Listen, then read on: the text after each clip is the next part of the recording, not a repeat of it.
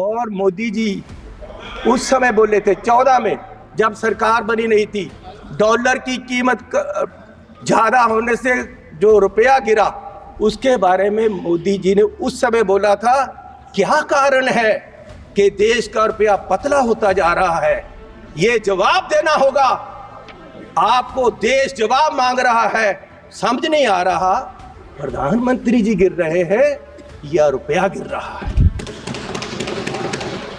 कभी कभी तो लगता है कि रुपए की और सरकार के बीच कंपटीशन चल रहा है कि सरकार ज्यादा गिर रही है या रुपया ज्यादा गिर रहा है। और मोदी जी ने कहा था जिस देश का रुपया कमजोर होता है उस देश की सरकार कमजोर होती है, उस देश का प्रधानमंत्री कमजोर होता है। मैं आज कहता हूं कि आज देश का रुपया कमजोर हो रहा है, आज देश की इकोनॉमी डूब रही है। क्या देश का रुपया कमजोर हो रहा है या प्रधानमंत्री जी कमजोर हो गए हैं या देश की सरकार कमजोर हो रही है?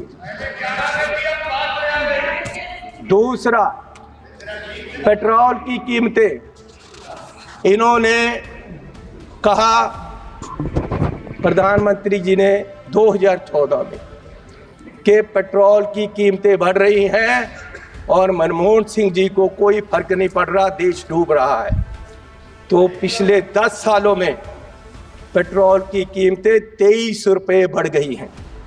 पिछले 10 सालों में पेट्रोल की कीमत, डीजल की कीमतें 35 रुपये बढ़ गई हैं, जबकि पिछले जो मनमोहन सिंह का समय था उससे क्रूड ऑयल की कीमत $20 प्रति बैरल कम हो गई है।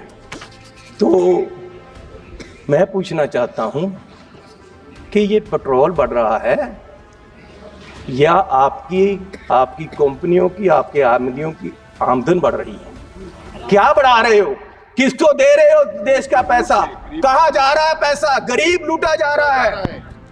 माननीय चेयरमैन जी, आप गाड़ी फुल करवाने जाओ, 50 लीटर तेल डलवाओ, 2000 रुपया सरकार को चला जाता है। 4 रुपये प्रति किलोमीटर हर व्यक्ति, देश का गरीब सरकार को देता है चलने का। 1 किलोमीटर चलो 4 रुपये सरकार को गए, और सरकार 14 लाख करोड़ के घाटे में बैठी है। और फिर ये कहते हैं जी बजट में बहुत कुछ मिला। मैं एक एयरपोर्ट पे गया माननीय चेयरमैन जी, तो मुझे एक आदमी आया, उसने गुलदस्ता दिया, मेरा स्वागत किया, अभिनंदन है आपका। मैंने कहा भैया आप कौन हो, मेरा अभिनंदन क्यों कर रहे? बोले जी हम अडानी जी की तरफ से आपका स्वागत कर रहे। मैंने कहा भैया आप मेरा स्वागत क्यों कर रहे हो? बोले जी अब ये एयरपोर्ट हमारा है, अब हमें इसके मालिक है, 50 साल के लिए हमने ले लिया। तो मैंने कहा यार चलो ठीक है, आपने ले लिया, आपका धन्यवाद। मैं जहाज में चला गया, जहाज में गया, वहां फिर मुझे बुक्के मिला। वो कहते हैं जी आपका स्वागत है, हम कंपनी की तरफ से कर रहे। मैंने कहा यार इंडियन एयरलाइन का जहाज है, आप क्या कर रहे हो, आप कौन हो? बोले जी ये जहाज अब हमारी कंपनी का है, ये मोदी जी ने हमें बेच दिया है। तो मैं पूछना चाहता हूं कि क्या क्या बेचोगे, कितना बेचोगे देश को? मैं 7 एयरपोर्ट पे गया, जिनमें लखनऊ, अहमदाबाद, मैंगलोर, जयपुर, गुवाहाटी, त्रिवेंद्रम, मुंबई, ये 7 के 7 एयरपोर्ट अडानी जी की है। 50 साल के लिए उनको दे दिए गए हैं। उनका जो पुत्र है उसकी शादी में गिफ्ट कर दिए गए हैं, और हजारों करोड़ रुपए शादी पे लगा। मेरे लड़के की शादी गुरुद्वारा में हुई।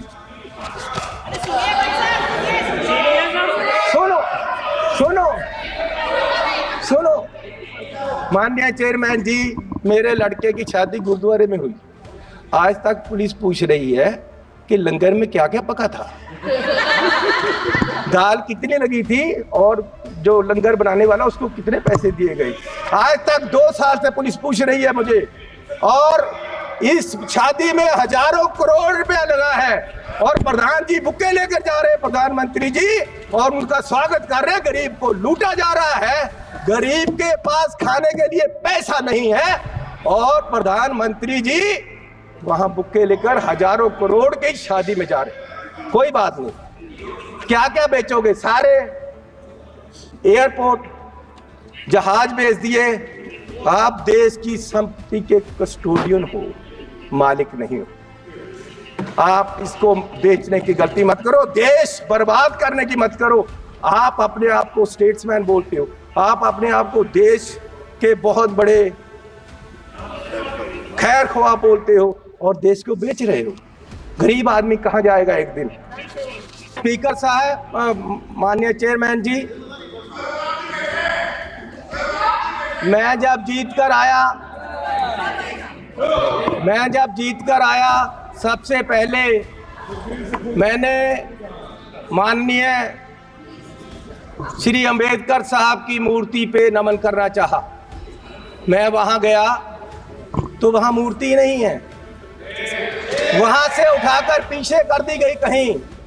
लेकिन ये लोग समझ ले कि ये मूर्ति पीछे कर सकते हैं अंबेडकर साहब की, उनकी सोच पीछे नहीं कर सकते, ये उनकी सोच को मार नहीं सकते और उनको इस संविधान जो उन्होंने दिया है उसको बदल नहीं सकते। लोगों ने बता दिया इनको कि आप संविधान नहीं बदल सकते, पूरी मेजॉरिटी नहीं दी इसीलिए इनको। और इसलिए मैं ऐसा चाहूं राज में जहां मिले सभी को अन्न, छोट बड़ो सब सम बसे, रविदास रहे प्रसन्न। माननीय चेयरमैन जी, 22 तारीख को बजट पेश हुआ। मुझे बड़ी खुशी थी कि बजट में जा रहे हैं, पहली बार आया हूं सदन में। जलंधर के लोगों का धन्यवाद है जिन्होंने मुझे यहाँ खड़ा किया ले आकर, उन वोटरों का धन्यवाद है।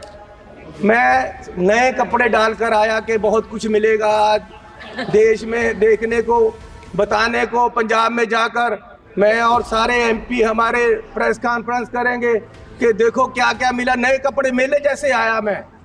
लेकिन यहाँ आकर खोदा पहाड़, लिकड़ा चूहा भी नहीं, कुछ नहीं मिला हमें। पूरा मतरई माँ वाला सलूक किया गया हमारे साथ, फेयर डिस्ट्रीब्यूशन ऑफ फंड्स नहीं हुआ। ये सरकार हर नागरिक को बराबर नहीं देख रही है। चश्मा राजनीति वाला लगाया हुआ है, राजनीतिक चश्मे से देखा गया है। अपनी सरकार बचाने का फिक्र है, कुर्सी को पकड़े हुए हैं और ये बजट देश बचाने वाला नहीं है, सिर्फ अपनी सरकार बचाने वाला है। पंजाब में जो बाढ़ आई इनको दिखी नहीं। गरीब लोग जो मनरेगा में काम करते हैं, जिनको कांग्रेस की सरकार, मनमोहन सिंह जी सरकार ने गारंटी दी थी 100 दिन की, ये 100 से 101 भी नहीं कर सके, 200 नहीं कर सके। ये उनकी 400 दिहाड़ी, उनका जो वेज है वो बढ़ा नहीं सके। गरीब की कोई सुनवाई नहीं। इस बजट में पंजाब के लिए कुछ नहीं दिया गया। जलंधर इंडस्ट्री पंजाब की डूब रही है, जलंधर में लेदर इंडस्ट्री है, जलंधर में स्पोर्ट्स इंडस्ट्री है, वो डूब रही है, कुछ उसके लिए नहीं किया। हेल्थ के लिए कोई हॉस्पिटल नहीं दिया। स्मार्ट सिटी जलंधर डिक्लेयर किया हुआ है, वहाँ पानी गंदा आ रहा है, सड़कें खराब हैं, रेलवे अंडरब्रिज की बात नहीं की। नशा, अभी राजा बड़िंग जी ने बोला नशा इतना फैल गया पंजाब में, लेकिन सुनवाई कोई नहीं। आदमपुर एयरपोर्ट का इन्होंने कहा था नाम, माननीय प्रधानमंत्री जी ने कहा था कि उसका नाम गुरु रविदास जी के नाम से रखेंगे, लेकिन आज तक नहीं। मैं वो भी मांग करता हूँ। बहुत शोर सुनते थे पहलू में दिल का, जब चीरा तो एक कतराए खून ना निकला।